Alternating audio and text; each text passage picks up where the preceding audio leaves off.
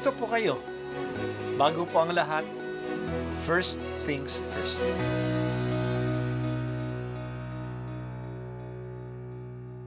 Good morning po. Sinisimulan po natin ngayon ang first things first. At dito po, tinatalakay natin sa unang bahagi ng umaga natin ay ang first readings na binabasa po sa banal na misa. Ito pong tinatalakay natin kasi madalas po kasi marami na tayong alam tungkol sa gospel readings. Pero konti po ang nagsasalita sa first readings. Pero ang first readings, bahagi din po yan ng Biblia, ng banal na kasulatan. Kaya susubaybayan po natin ang mga first readings. Basahin po natin at minsan kailangan ng basahin ng 2 o 3 beses bago maintindihan kasi hindi po tayo familiar sa mga istorya at sa mga kaisipan na tinatalakay dito. Ang pagbasa mula sa mga gawa ng mga apostol.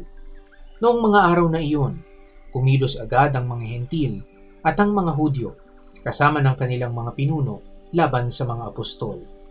Binalak nilang lapastanganin at batuhin sila, subalit nang malaman ito ng mga apostol, sila'y tumakas patungo sa Listra at Derbe, mga lungsod ng Lycaonia at sa lupaing nasa palibot, at doon nila ipinangaral ang mabuting balita.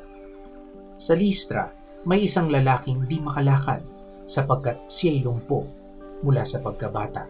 Nakaupo siya at nakikinig sa pangangaral ni Pablo. Nang makita ni Pablo na ang lumpoy may pananampalataya upang mapagaling, tinitigan niya ito at malakas na sinabi, "Tumayo ka ng matuwid." At lumukso ang lalaki at nagpalakad-lakad. Nang makita ng taong bayan ang ginawa ni Pablo, sumigaw sila sa wikang Lycaonia, "Nanaog sa atin ang mga Diyos sa anyong tao." Tinawag nilang Zeus si Bernabe at Hermes naman si Pablo sapagkat siya ang tagapagsalita. Nasa pagpasok ng lungsod ang templo ni Zeus.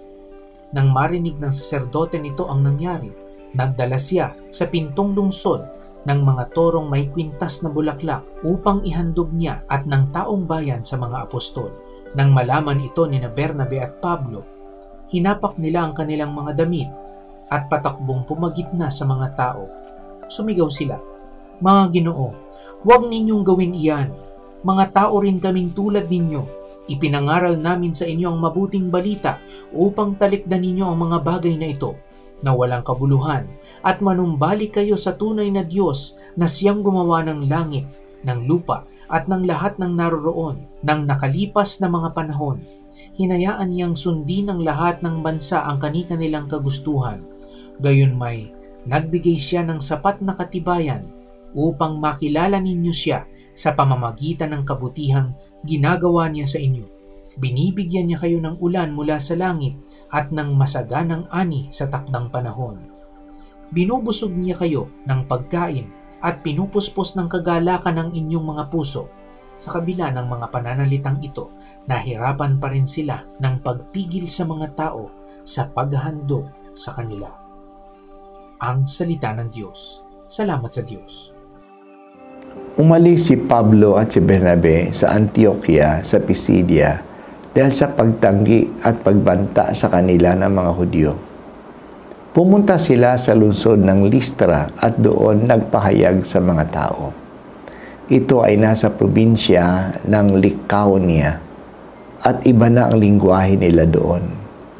Marami sa mga tao doon ay mga pagano at sumasamba sila sa mga Diyos ng mga Griego.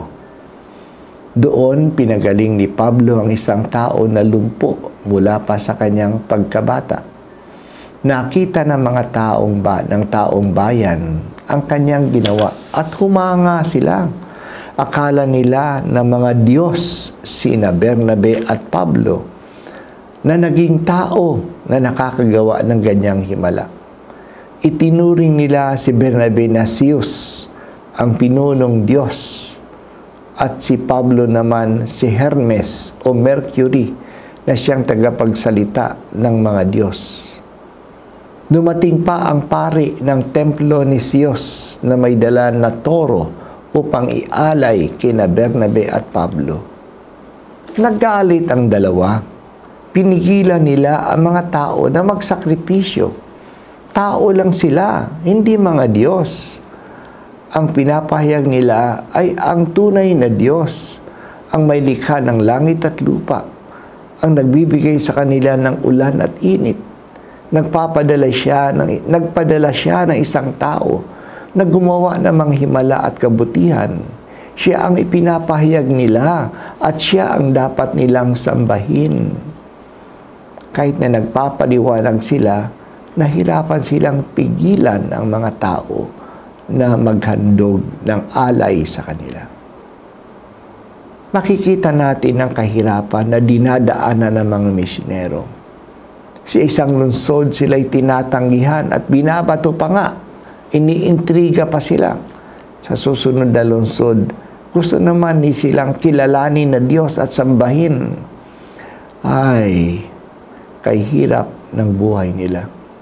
Pero hindi sila tumitigil na magpahayag ng katotohanan tungkol kay Jesus. Dito sa Listra, dahil sa ang mga kausap nila ay pagano, ang arguments na ginagamit nila ay hindi galing sa banal na kasulatan ng mga Hudyo. Ang mga paliwanag nila ay galing sa karanasan nila sa kalikasan. Nagsimula sila sa Diyos na manlilikha. Binabagay din nila Bernabe at Pablo ang kanilang pahayag ayon sa kanilang audience. Talagang magaling silang mga misyonero. They adapt their message to their audience. Pareho ang mensahe, pero iba ang paraan na ginagamit nila upang mas maintindihan ng mga tao na pinakausap nila. Bigyan mo rin kami, Panginoon, ng katatagan sa harap ng mga kahirapan. Hindi sana kami matalo ng kahirapan at madala ng mga paghanga at papuri. Bigyan mo rin kami ng katilinuhan na malaman ang angkop na paraan sa aming pagpapahayag ng iyong salita.